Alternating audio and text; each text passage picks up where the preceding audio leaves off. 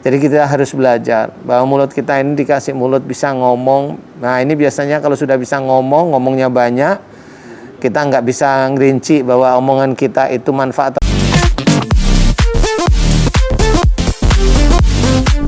Istriku sayang kok kamu bawel. Pak Ustadz, kalau bawel itu wajar nggak sih kalau perempuan bawel? Gimana tausiahnya? Enggak juga. Terima kasih Mas Bobi. Sama-sama.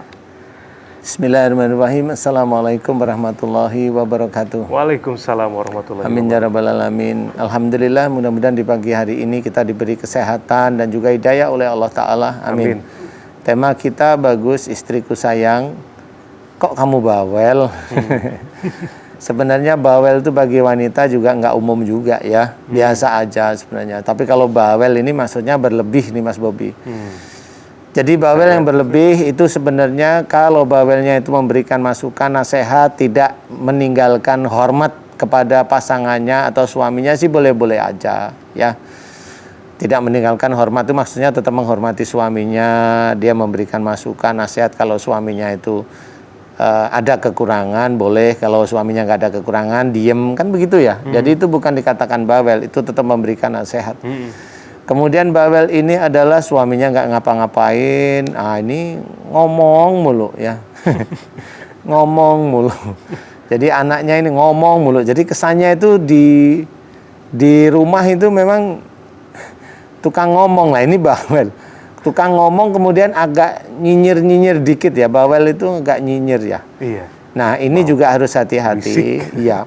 Karena pada saat seseorang itu banyak bicara, biasanya banyak salah di hadapan Allah Ta'ala. Karena apa? Kadang-kadang masalah pembicaraan itu sebenarnya sudah tidak ada, tetapi diada-adain terus. Nah itu semakin lama semakin salah nanti. Caranya adalah memang kalau ada masalah atau memang hanya berbicara secara komunikasi biasa aja, itu boleh-boleh aja. Tetapi jangan yang berisikan ada mengejek, emosi, memerintahkan dengan sebenarnya itu tidak bagus. Belajarlah untuk tidak. Karena bagaimanapun juga banyak bicara itu sebenarnya kurang baik ya, karena memang banyak sekali dosa itu diawali dari mulut kita sendiri. Jadi kita harus belajar bahwa mulut kita ini dikasih mulut bisa ngomong. Nah ini biasanya kalau sudah bisa ngomong, ngomongnya banyak, kita nggak bisa ngerinci bahwa omongan kita itu manfaat atau tidak bisa. Sehingga yang kita bicarakan tidak manfaat itu akan menjadi tanggung jawab besok di akhirat, dihisab tetepan. Kemudian kalau ngomongan kita itu merasa omongan kita tinggi, merasa punya, merasa lebih ilmunya, ya itu tetap dihisab. Kemudian kalau ngomong itu merendahkan orang lain, dan omongan itu akan dihisab oleh Allah Ta'ala.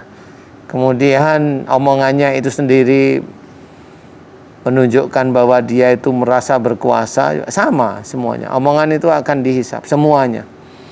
Jadi dalam Quran ceritakan bahwa mulut itu terkunci, intinya bukan terkunci nggak bisa ngomong, tapi mulut itu sendiri juga akan bertanggung jawab terhadap apa yang diomongkan di dunia. Kalau omongannya memang tidak manfaat dan menjadi dosa, ya nanti di akhirat taunya. Sekarang nggak cuma mulut aja yang bisa menjadi dosa, tangan ini bisa menjadi dosa. Upload sesuatu yang tidak bagus, kemudian ngomong-ngomong ya memang menyalahkan saudaranya, nggak bisa ya.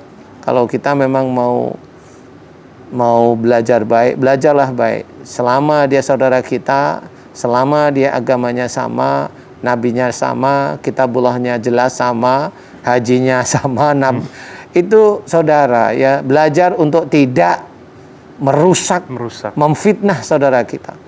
Kalau itu kita lakukan, akan bertanggung jawab di akhirat. Dan itu hasilnya nanti taunya nanti kalau di akhirat. Dan kita harus belajar, jangan beneran ya. Jangan memaki orang,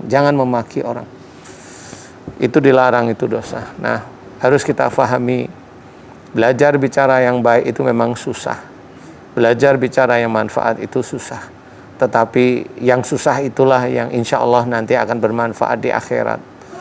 Jadi tetaplah kita belajar dengan baik. Mudah-mudahan senantiasa kita diberikan hidayah dan amal soleh dari Allah Ta'ala. Amin. Amin. Allahu a'lam. Pak Ustadz Danu, Masya Allah, terima kasih tausiahnya. Berarti banyak bicara itu harus ada manfaatnya Pak Ustadz ya. Seperti memberikan nasihat ya, memberikan pengarahan kepada anggota keluarga yang lain. Kalau bawel itu konotasinya banyak ngomong, kemudian sambil marah gitu ya.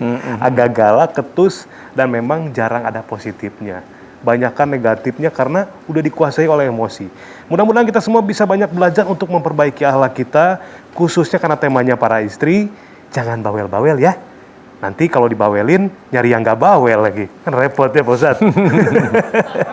Pemirsa, mudah-mudahan bisa dipahami dan kita semua bisa belajar lagi. Nah, salah satu ini kita akan kehadiran bintang tamu nih pemirsa. Ini seorang presenter cantik ini dikenal melalui salah satu sinetron hits di televisi, hobi jalan-jalan dan sering posting di feed Instagram pribadinya. Siapa kira-kira? Jangan kemana-mana, tetap di Siraman Kolbu, Sejukkan Hati.